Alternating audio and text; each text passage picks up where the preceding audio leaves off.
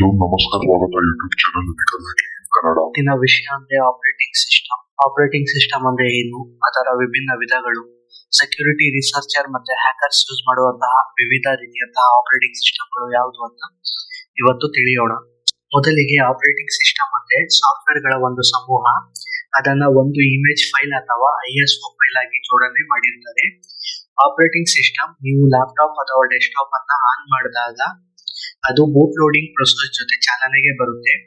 Operating system ಕೆಲಸ ಅಂದ್ರೆ electronic ಮಾಧ್ಯಮದಲ್ಲಿರುವ hardware ಜೊತೆ ಸಂವಹನ ಅಥವಾ ಕಮ್ಯುನಿಕೇಶನ್ ಮಾಡಿ ಬಳಕೆದಾರನಿಗೆ ಮಾಹಿತಿಯನ್ನ ಒದಗಿಸೋದು. ಉದಾಹರಣೆ ಕೊಡಬೇಕು ಅಂದ್ರೆ ಕೀಬೋರ್ಡ್ ಅಲ್ಲಿ ನೀವು ಯಾವುದೇ ಅಕ್ಷರವನ್ನ ಬಳಸಿದರೆ ಅದು ಆಪರೇಟಿಂಗ್ ಸಿಸ್ಟಮ್ ಮೂಲಕ ಬೈನರಿ ಲ್ಯಾಂಗ್ವೇಜ್ ಅಲ್ಲಿ ಕನ್ವರ್ಟ್ ಆಗಿ ಮತ್ತೆ ಹ್ಯೂಮನ್ ಲ್ಯಾಂಗ್ವೇಜ್ ಅಲ್ಲಿ ಬಳಕೆದಾರನಿಗೆ ಮಾಹಿತಿ ನೀಡುತ್ತೆ. ಆಪರೇಟಿಂಗ್ ಸಿಸ್ಟಮ್ ನ ವಿಧಗಳು ಅಂತ ಹೇಳಿದ್ರೆ Windows operating system, Mac operating system, Linux operating system. Windows operating system ಅಲ್ಲಿ ಅಪ್ಡೇಟೆಡ್ ವರ್ಷನ್ಸ್ ಇದೆ.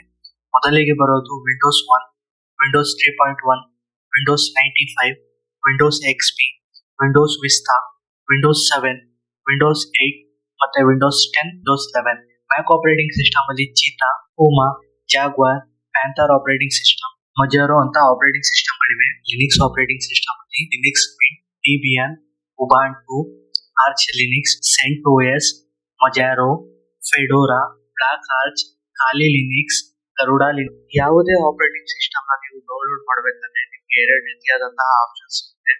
ಒಂದು 32 ಬಿಟ್, ಇನ್ನೊಂದು 64 ಬಿಟ್. ಇಲ್ಲಿ ಬಿಟ್ ಅಂದ್ರೆ ಪ್ರೊಸೆಸರ್ ಅಲ್ಲಿ ಇರುವಂತಹ ಒಂದು ಮೆಮೊರಿ ಲೊಕೇಶನ್ ನಾವು ಬಿಟ್ ಅಂತ ಕರಿತೀವಿ.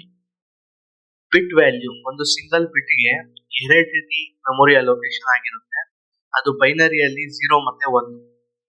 ಬಿಟ್ ನ ಕ್ಯಾಲ್ಕುಲೇಷನ್ ಮಾಡಿದಾಗ 32 ಬಿಟ್ 4 GB ರ್ಯಾಮ್ ಗೆ ಮಾತ್ರ ಸಪೋರ್ಟ್ ಆಗುತ್ತೆ.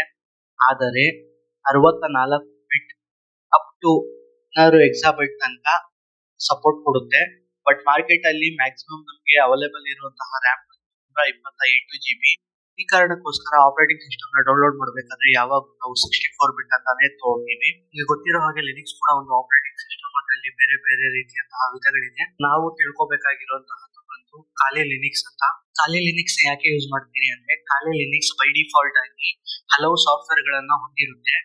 Reverse engineering, penetration testing, security auditing ಮತ್ತೆ ಹ್ಯಾಕಿಂಗ್ ಅಲ್ಲಿ ಯೂಸ್ ಆಗಿರುವ ಹಲವು ಸಾಫ್ಟ್ವೇರ್ ಗಳನ್ನ ಖಾಲಿ ಲಿನಿಕ್ಸ್ ಹೊಂದಿರೋದ್ರಿಂದ ನಾವು ಖಾಲಿ ಲಿನಿಕ್ಸ್ ನ ಜಾಸ್ತಿ ಯೂಸ್ ಮಾಡ್ತೀವಿ. ಹಾಗೂ ಖಾಲಿ ಲಿನಿಕ್ಸ್ ಫಾರೆನ್ಸಿಕ್ ಇನ್ವೆಸ್ಟಿಗೇಷನ್ ಕೂಡ ಯೂಸ್ ಆಗುತ್ತೆ. ಇಷ್ಟ ಆಗಿದ್ರೆ ಲೈಕ್ ಮಾಡಿ, ಕಮೆಂಟ್ ಮಾಡಿ, ಸಬ್ಸ್ಕ್ರೈಬ್ ಮಾಡಿ. ಧನ್ಯವಾದಗಳು.